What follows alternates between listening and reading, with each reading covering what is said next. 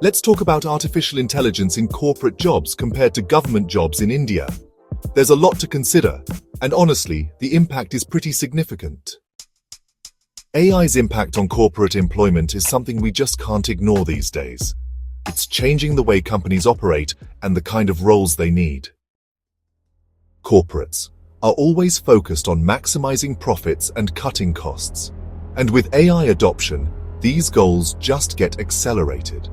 We're seeing things like automating repetitive tasks, streamlining supply chains, and reducing reliance on manual labor.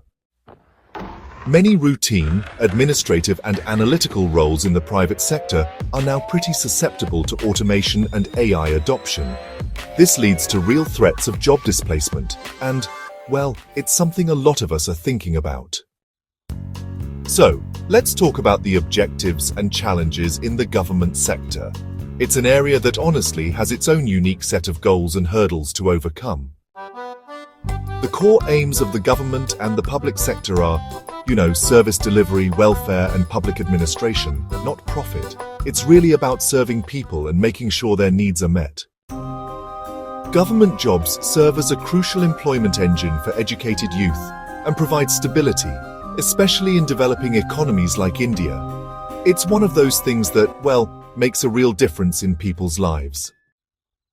So, there are concerns about AI adoption in government functioning.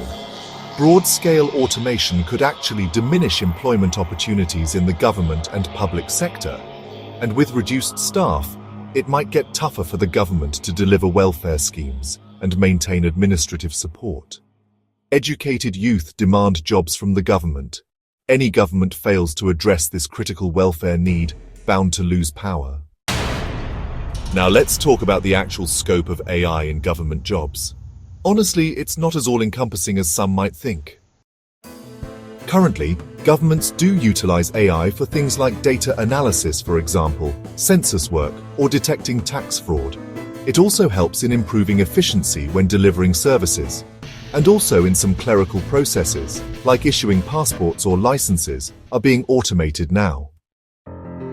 The human element really does remain critical in any field of governance, corporate or government.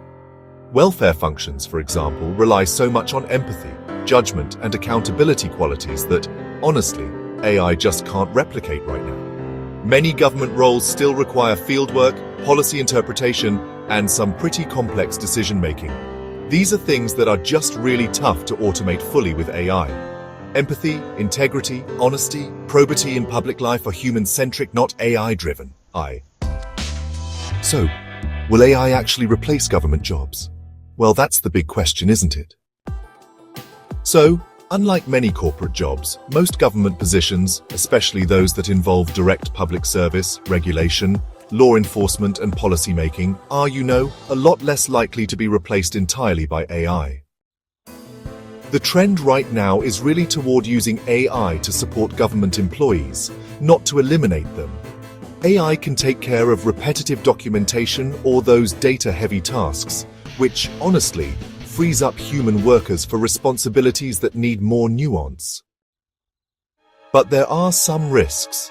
If AI adoption happens without any checks, there's a chance of job losses, which could lead to social unrest. So governments really have to strike a balance between automation and their role as job providers and protectors of public welfare. While AI is changing the corporate job market much more aggressively, mainly because those sectors focus on cost efficiency and profit, its adoption in government is, a lot more restrained and carefully balanced. Government jobs, since they need human judgment, accountability, and empathy, are far less likely to be replaced on a mass scale by AI, though, some automation will definitely happen in limited, repetitive roles.